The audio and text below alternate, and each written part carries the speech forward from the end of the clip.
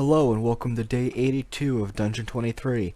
As has happened before, there was a technical issue where my PC decided it wanted to restart to install updates from 4 years ago. So the original recording did not work, which sucks because this is kind of like not the capstone, but it's one of the more important rooms of the dungeon, and that is the Wandering Monster room. So, enough explanation out of the way, let's just talk about what this room is. So, the first thing is that it is a large room with multiple statues in it. One of those statues is a statue of the wizard, and of course his statue has a gem in it, and that is needed to exit.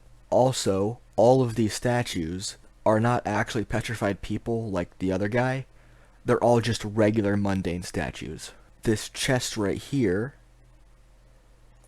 has a DC 14 lock, and it contains an ornate magical silver mirror, and once a day, if you're attuned to it, you could cast the shield spell at first level.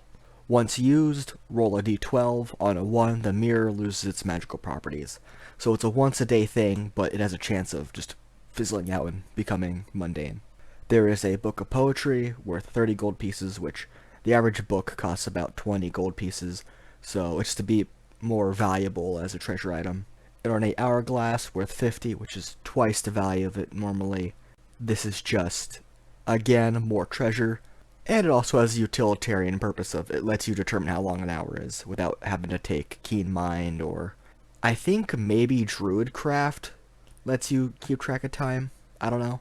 In addition, there's also a long bow with a bunch of arrows and a short sword, which are the Medusa's weapons. Now, why doesn't the Medusa have the weapons? Because the Medusa is not a Medusa. I have two guys. Oh, also, there's a chest key in the nest. And there's a nest because the Medusa is not really a Medusa. This Medusa is actually a magically disguised cockatrice. A DC 17 investigation check is needed to see through the illusion, or casting of Dispel Magic will remove the illusion for an hour. Other than its appearance, it behaves exactly like a cockatrice. Now, if you don't know what that is, it's basically a small-sized monstrosity. It's like a mix between like a chicken and a lizard and a bat. It has a flying speed of 40, walking speed of 20, so it's not slow. But it only does like 1d4 plus 1 piercing damage on a hit. But it could petrify you if you fail a DC 11 con save. However, it only lasts for 24 hours, so it's not particularly lethal. In fact, once it petrifies you, I don't think it could actually unpetrify you. So, I have no idea how this thing eats. But other than the fact that the joke is that it's the wrong type of monster. It just disguised look like a Medusa. So the party could look at it just fine, and they don't have to avert their gaze. They don't have to use mirrors to try to kill it that way. They just have to not get hit by it. And they'll probably realize pretty quickly that something's up, is because instead of like using its sword or its bow and like sneaking around to surprise you, it just like looks at you, squawks, and runs at you head first. Like that's not right. But that's kind of the joke. And I have a second guy here just so we could easily swap between the two, assuming that the party does cast a spell magic.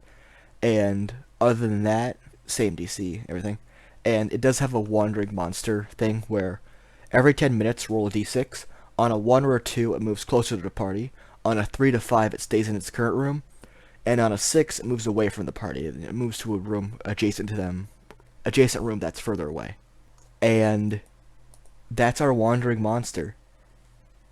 It'll just wander from room to room.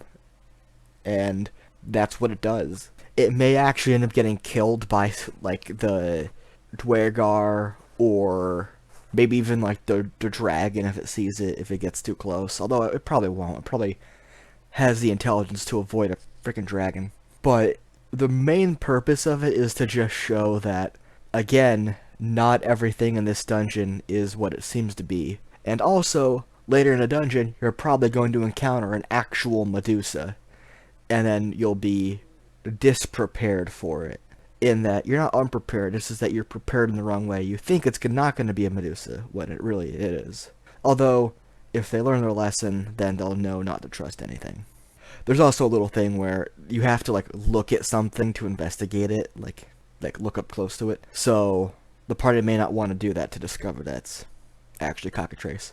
I did kind of want to like make something where you could cook once you kill the cockatrice, you could like cook and eat it, but I don't know, I think that's like going a bit too far down because then there's a whole rabbit hole about killing and eating monsters, which there is a book out there. I don't own it.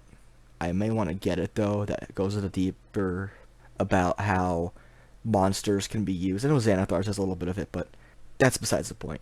It's just the wandering monster is as it is. And with this room done, this has been day 82. Again, a shorter episode because of technical issues, but, well, I don't think they're going to get any better, but hopefully not. Or hopefully yes. I hope they don't get worse. Anyway, day 82, like, comment, subscribe, all that crap, and I apologize for the poor quality. It's not going to improve.